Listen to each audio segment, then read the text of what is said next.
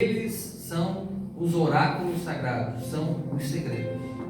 Deus, para se revelar para a humanidade, escolheu um povo. Um pequeno povo, né? Que a partir de Abraão e Sara, um casal que não tinha filhos, escolheu esse casal para que fosse pai de nações, pai de muitos filhos. E hoje, Abraão tem muitos filhos.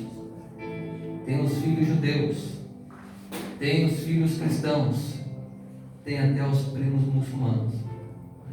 Muitos filhos e uma só palavra. Feche seus olhos, eterno nosso Deus. Te agradecemos pela maravilha da Tua palavra. Assim como o salmista diz: Senhor, abre os meus olhos para que eu possa ver as maravilhas da Tua palavra. Que seja lâmpada para os nossos pés, luz para os nossos caminhos. Eterno, falaremos aqui de grandes segredos, Senhor. Segredos que chegou até nós. Eterno, que possamos, que a nossa fé possa ser aumentada, que a nossa perseverança possa ser aumentada, que o nosso ânimo possa ser aumentado, Senhor. Que as nossas forças multiplicadas. Senhor, o tempo nessa terra está se esgotando. A linha que Tu traçou para a história da humanidade está chegando nos últimos momentos. E a Tua palavra diz que nos últimos dias a ciência se multiplicaria. Não só a ciência tecnológica, mas principalmente a ciência da Tua palavra. Hashem, que Tu possa nos revelar a Tua palavra, que Tu possa nos encher com Teu Ruach, com Teu Espírito, e que possamos ser receptores da Tua santa, bendita e eterna palavra. Em nome de Yeshua HaMashiach, amém. Amém. Quem está feliz diz amém. Amém. Pode se assentar, por gentileza. Glória a Deus. Amém, que o Eterno abençoe. Vamos então para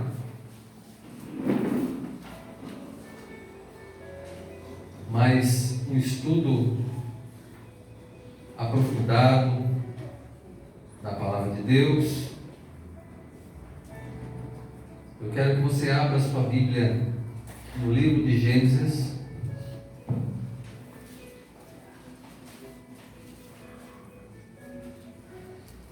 Adoramos, Jesus.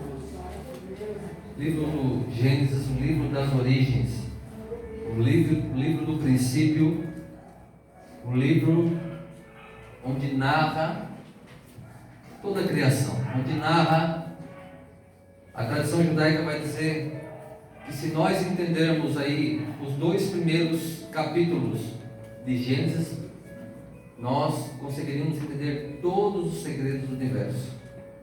Nós sabemos que a nossa mente é finita, ela é limitada, mas o Eterno revela ao homem aquilo que lhe é proveitoso, aquilo que o homem é capaz de entender. Então, nessa noite de quinta-feira, vamos mergulhar. Nós temos como tema hoje a formação do universo, que não foi algo simples. Nós costumamos ler o capítulo 1 de Bereshit, de Gênesis, e acostumamos com a linguagem, acostumamos com as cenas na nossa mente, na projeção da nossa mente, mas não temos a noção de quão complexo foi a criação, quão complexo foi Deus criar tudo que existe. Quem está entendendo, diga amém. Amém. Quem quer que eu pare, diga aleluia. Um pouco atrás. Amém. Semana passada, só recapitulando, quem não estava aqui quinta-feira passada? O Monels, prazer em revê-lo, nossa Led, mais alguns irmãos. Então, semana passada nós começamos, o assunto central é Teshuvá, e para nós falarmos de Teshuvá nós temos que retornar. E o conceito de Teshuvá é exatamente isso: retornar. Retornar, voltar às origens. Aleluia. Voltar da onde saímos. Adão quis fazer Teshuvá, ele fez Teshuvá espiritual, se arrependeu. Teshuvá também é se arrepender. Mas ele fisicamente não conseguiu retornar, fazer a Teshuvá para o Gan Eden, ou o Jardim do Éden, ou o Jardim das Delícias, que essa é a tradução para Jardim do Éden. Ele não conseguiu fazer essa Teshuvá porque existe um momento em que a humanidade fará essa grande Teshuvá para o Gan Eden. Irmãos, preste atenção. A vida humana, os eventos que acontecem nessa terra, nesse mundo, nesse planeta, que é composto não só desse planeta, mas de todo o universo, isso é um mundo, ok? Então, o mundo ele é cíclico, ele começa e ele vai voltar para onde ele começou. Tudo começou no Éden, ele voltará para o Éden novamente.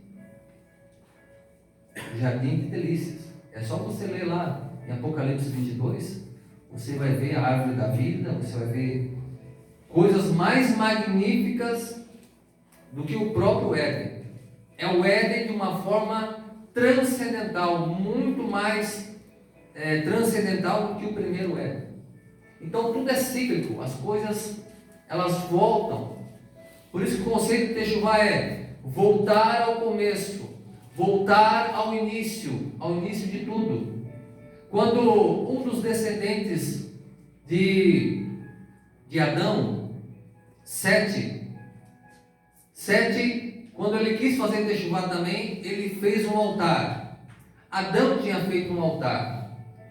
Adão foi instruído por Deus para fazer um altar, para fazer a Teshuvá, para fazer o arrependimento, para fazer o retorno. Os filhos de Adão, Abel e Caim também fizeram um altar. Porém, quando Caim mata Abel, Deus dá Sete, um outro filho para Adão, e a partir daí começa a se buscar o nome de Deus. Por que a Bíblia diz que começou-se a buscar o nome de Deus? Os outros não buscavam? Abel não buscava? Adão não buscava? Buscava. Mas por que enfatiza nos descendentes que eles começaram a buscar? Porque eles começaram a fazer um altar, não nos portais do Éden, de frente com o Éden, mas foram num lugar que em hebraico é chamado Hamakom. Hamakom quer dizer o lugar. Que lugar que é esse? Monte Moriá. O lugar onde foi escolhido para se construir o templo. O local onde futuramente Abraão quase sacrificou Isaac. Um local especial, chamado Hamakom, o Monte Moriá. E um dos descendentes de Adão faz um altar neste lugar. E por que ele faz um altar nesse lugar? Porque eles conheciam a história era muito mais recente para eles, e eles sabiam que o primeiro homem tinha sido pegado terra daquele local, que é Jerusalém. Quando você lê sobre a criação, diz que o homem foi criado e Deus colocou ele no jardim. Ele não criou dentro do jardim, mas Deus colocou. Se colocou, ele estava fora. Porque quando Deus pega o barro, foi em Jerusalém. Jerusalém é o portal do céu. É em Jerusalém, é no Monte Moriá, em Jerusalém, que Jacó deita, dorme e tem um sonho, vê uma porta, uma escada, e ele fala: aqui estão os portais do céu. Aqui será chamado Betel, ou Betel, casa de Deus. Então, meus irmãos, semana passada falamos muito sobre o conceito da Teshuvá. Nós voltarmos para os caminhos antigos, Hoje tem muita novidade, mas a Bíblia fala de caminhos antigos, caminho dos nossos pais, os verdadeiros pais da igreja: Abraão, Isaac e Jacó. Eles não tinham Bíblia, eles não tinham uma casa para se reunir, como nós temos, para estudar. E mesmo assim tiveram grandes revelações. E hoje, meus irmãos, temos muitas casas, mas temos muita divergência. Nós precisamos, está precisando voltar para os nossos pais, Abraão, Isaac, Jacó. Falamos que o homem é imagem e semelhança de Deus. É semelhança de Deus nos atributos, mas ele é imagem da sua mãe, terra. Por isso que existe o conceito de mãe terra, porque ele foi tirado da terra, e a terra tem esse poder criador também. Esse poder como uma mulher tem, de fazer fertilizar a semente. Né? A mulher tem esse poder dado por Deus. A terra também tem, quando uma semente cai, logo brota, né? Nasce as árvores, as plantas, as verduras. Isso é um poder que Deus deu para a terra. E o poder, né? E a terra é mãe do homem. É a imagem, porque nós somos terra, nós somos pó. Um dia voltaremos para o pó. Mas o Espírito que veio de cima volta para Deus. Então a nossa mãe, o nosso pai e a nossa mãe, que é a terra, né? Quando Deus tem essa intimidade com a terra, ou seja, ele pega o barro e molda, faz o boneco, dá o beijo da vida em Adão, sopra nas suas narinas, o homem passa a ser uma alma vivente, um ser diferente de tudo aquilo que havia sido criado, tanto nas regiões celestiais quanto nas regiões terrestres. Qualquer criação não se compara ao homem. Por isso que o homem, ele é conhecido como a coroa da criação. É por isso que ele é criado no último dia, ele é a coroa. Ele é a criação máxima de Deus. Então, nós tendo uma mãe, a mãe terra, o que acontece quando uma mãe perde um filho? Ela chora. Por isso que quando o primeiro homem foi assassinado na terra, quando Caim matou Abel, o que a Bíblia diz? Que a terra clama pelo sangue de Abel. A mãe está chorando pelo seu filho. O sangue foi derramado e o sangue clamou.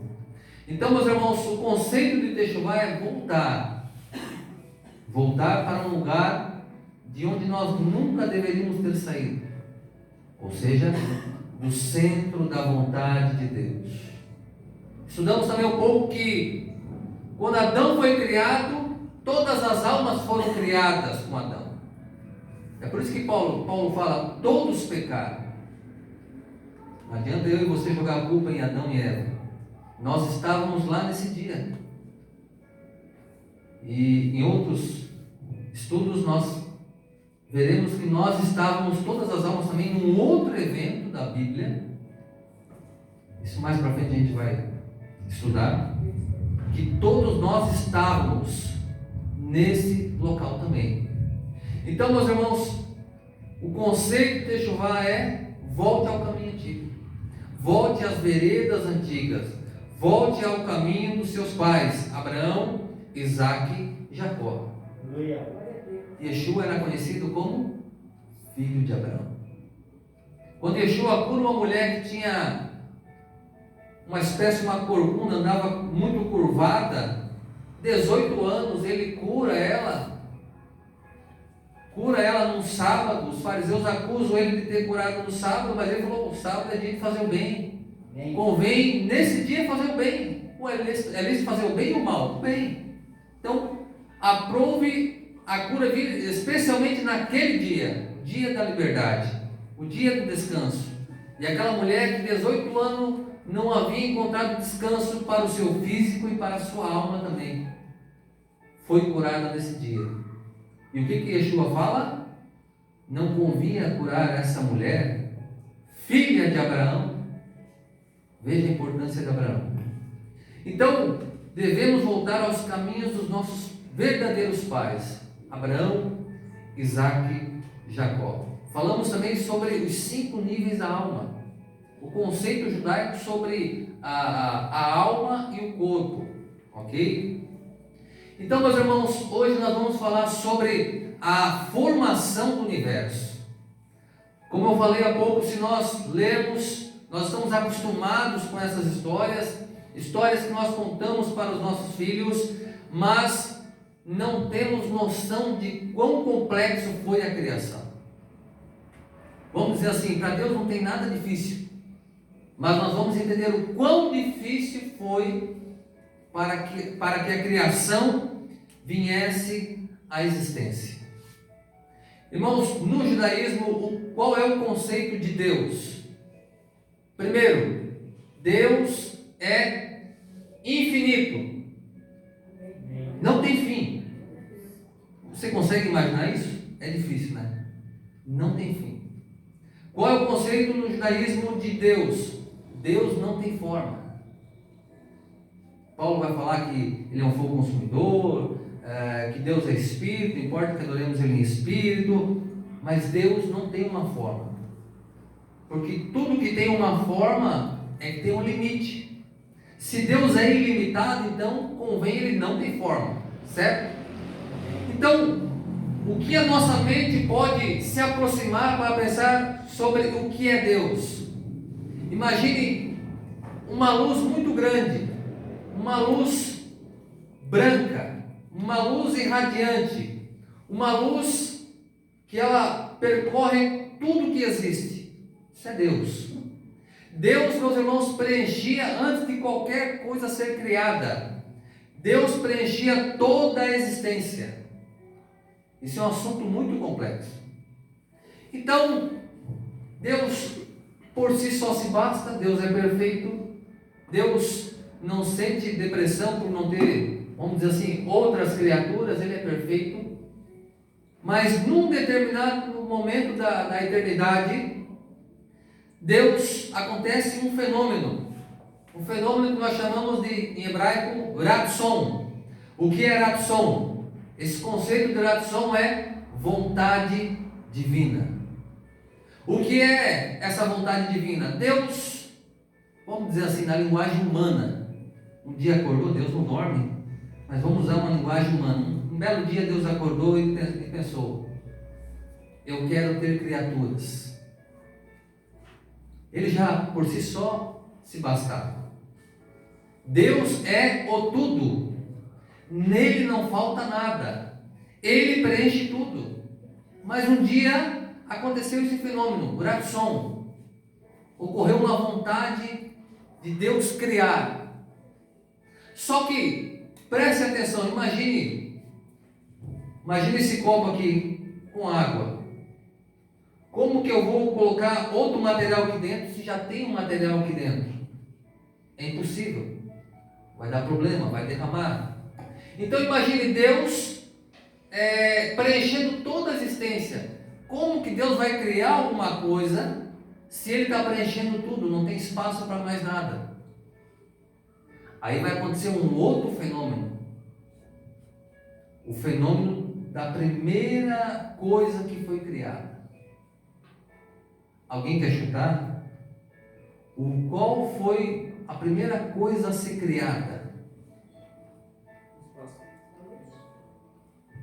A luz?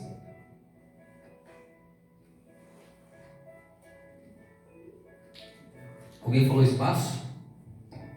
Mateus. A luz, nós olhamos ali no Gênesis, né? A luz foi criada. Mas antes de todas essas coisas serem criadas, Deus, para fazer a criação, precisou criar uma espécie de um vácuo. Vamos voltar para a linguagem humana. Existe uma expressão dentro do judaísmo que nós só conseguimos entender as coisas de cima comparando com as coisas de baixo, porque as coisas de baixo são um reflexo das coisas de cima. Então, para Deus criar a criação, Ele precisou se esvaziar. Ele criou um vácuo dentro dele mesmo. Por exemplo, quando uma mulher engravida, o que acontece? Abre-se, né? Vamos dizer assim, um vazio, num lugar preparado para que ela possa receber a semente, receber ali né, um pequeno ser, e durante 9 meses ele vai se desenvolver até nascer. Imagine que Deus, para criar a criação, é como se ele engravidasse, para que nós possamos entender. É muito difícil. Deus, dentro dele mesmo, abriu um espaço vazio que é totalmente contrário a ele. Se ele é luz, esse espaço vazio criou-se trevas, criou-se o nada. Se ele é bênção, se ele é luz, se ele é vitória, se ele é esplendor, se ele é rei, o que ele faz aqui é totalmente contrário a ele. Ou seja, quando nós lemos, aí nós entendemos quando está escrito no Gênesis: e havia trevas sobre a face do abismo. Quando Deus cria, Deus não cria tudo perfeito? E por que lá em Gênesis nós lemos que havia trevas na face do abismo, né? A palavra ali é caos, havia um caos. Por quê? Deus, para fazer a criação, ele teve que se ausentar dela. Olha que coisa complexa, meus irmãos. Estamos falando antes das coisas que viessem à existência. Deus precisou fazer toda essa ginástica. Então ele criou um vácuo dentro dele mesmo, para que pudesse ter espaço para a criação. Então, nesse espaço, tudo que era contrário a Deus estava ali. Trevas, Deus é luz. Havia um caos. Mas quando a Bíblia diz que mas o Espírito de Deus pairava sobre a face das águas. Imagine, meus irmãos, Deus sendo tudo. E Ele criando esse espaço. Imagine o universo dentro dele. Mas Deus se ausenta desse universo, porque a sua luz é tão poderosa. Se Ele vir, não dá certo fazer a criação, porque a presença dele é muito forte, a luz é muito forte, é infinita. A criação acaba não tendo espaço. Então Ele se ausenta, cria-se esse caos. Mas uma fagulha, como um cordão umbilical que alimenta uma criança, Deus emanou um raio de luz para este mundo, para esta realidade, para esse caos. E o Espírito de Deus pairava sobre a face das águas. Agora, veja como isso é complexo, meus irmãos. Então, a primeira coisa que Deus cria é o nada. O que é o nada? A ausência de Deus. O que é o frio? O frio é a ausência de calor. Então, o frio não existe. O que existe? A ausência de calor. A ausência de calor nós chamamos de frio. Então, quando Deus se ausenta, há trevas, há um caos. Mas Ele manda, segundo a tradição judaica, 10 emanações, como se fosse um raio de luz para esta realidade, para o universo, conhecido e desconhecido. Então, quando Ele manda essas emanações, vamos dizer assim, essa luz que não destruiria o nada. E os nossos sábios vão dizer que essa luz era o próprio Messias, que foi emanado de Deus para essa realidade. Logo,